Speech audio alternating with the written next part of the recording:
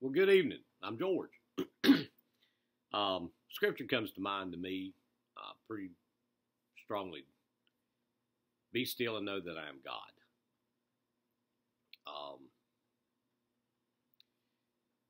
It's been a journey for me to have gotten to where I am now. Numbers of things have happened in my life, particularly in the last few months. A lot of you that know me know that as of the end of September, I was unemployed.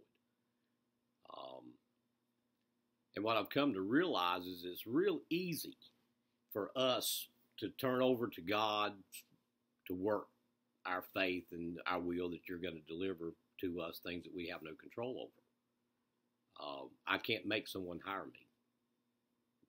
And those kind of decisions, you turn over to God.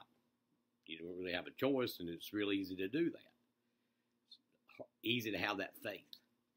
There was another area in my life that had to do with a relationship that, I really had in my mind turned over to God. In my actions, I hadn't. I was still maintaining communication. Anybody that knows me, I made no bones about the fact that I loved the lady. And she did me. But there was just something that wasn't there, and I don't know if God put that interference in or not. If I was praying for something in faith, I may have been getting my answer all along, but I kept interfering. Friday, it just really came to grips with me that I needed to stop it. It wasn't emotionally beneficial for either one of us.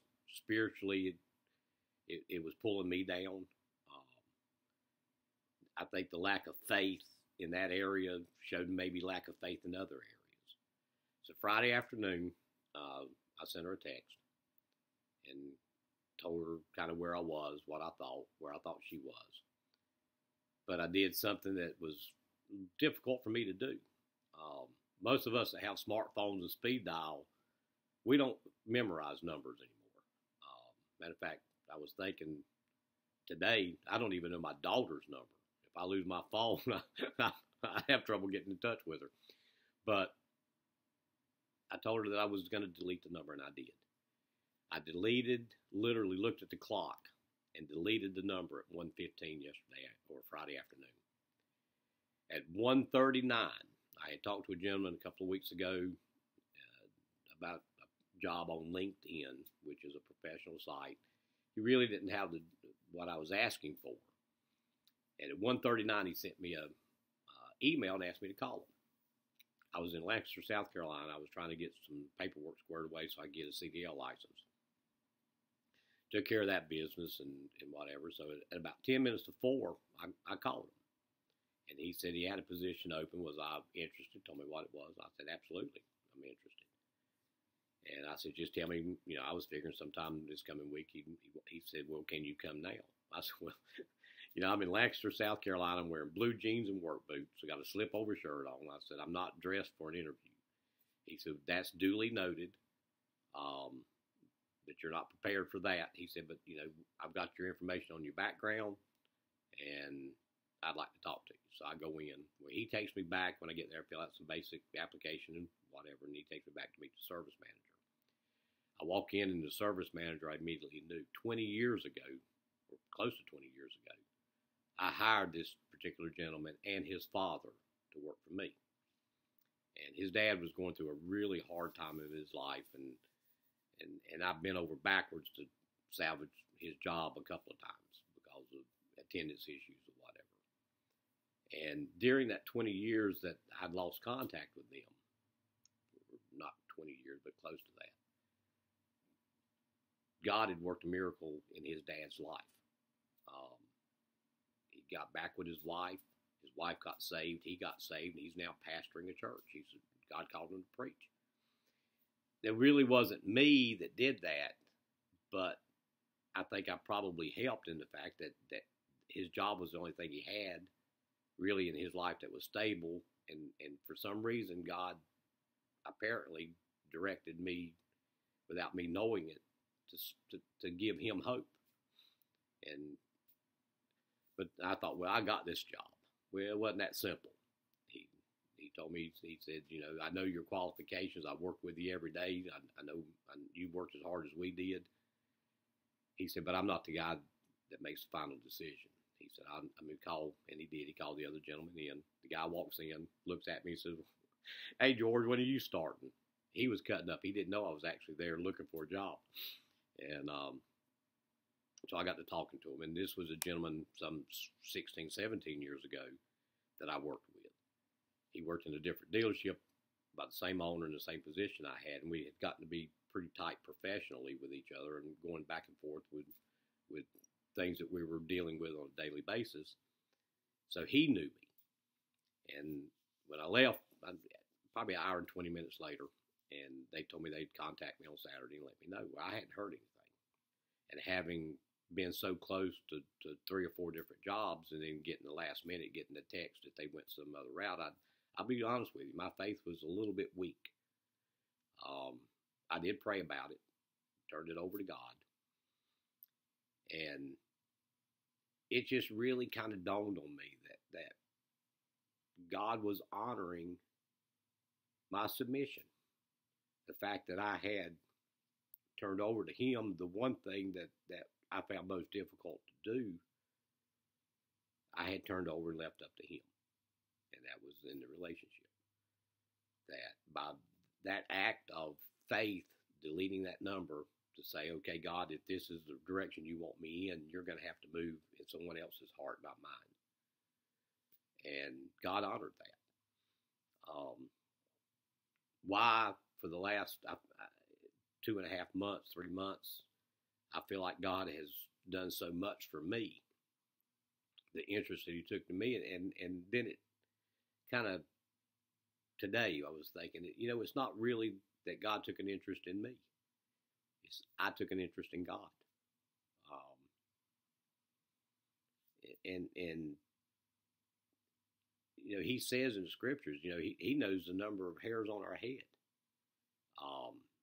He knows us. He wants what's good for us.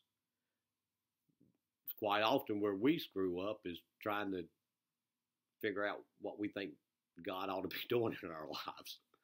But I want to thank God for giving me the finally giving me the faith that I needed to totally yield my life to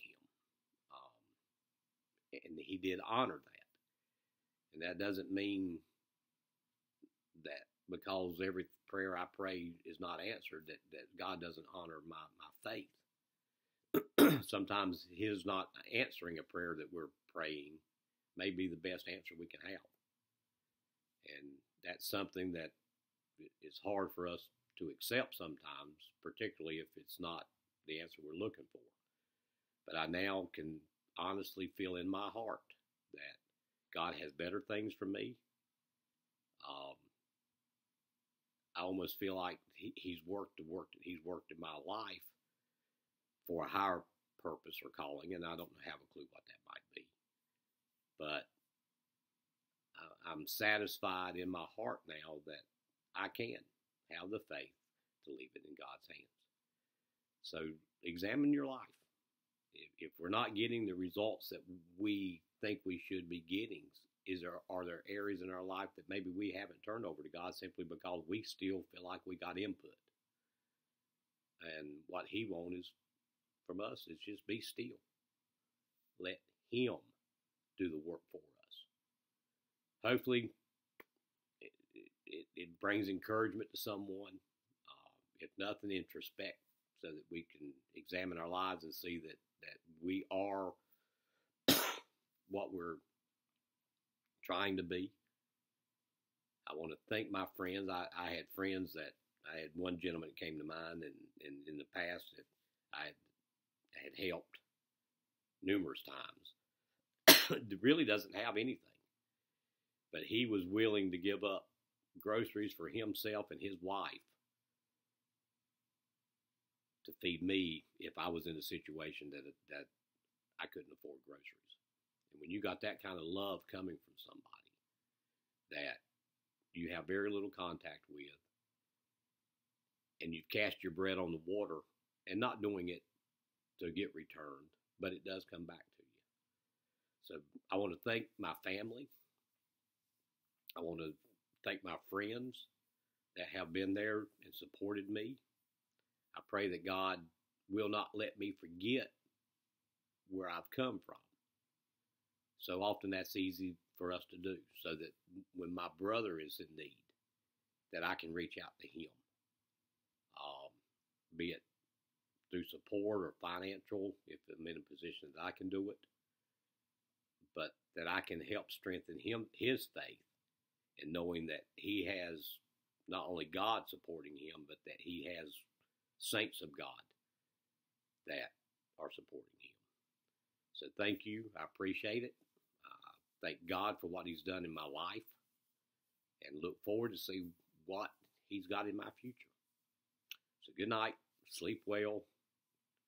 And it won't be long, and I'll be looking forward to Saturdays too, so I'll have them off. Thank you.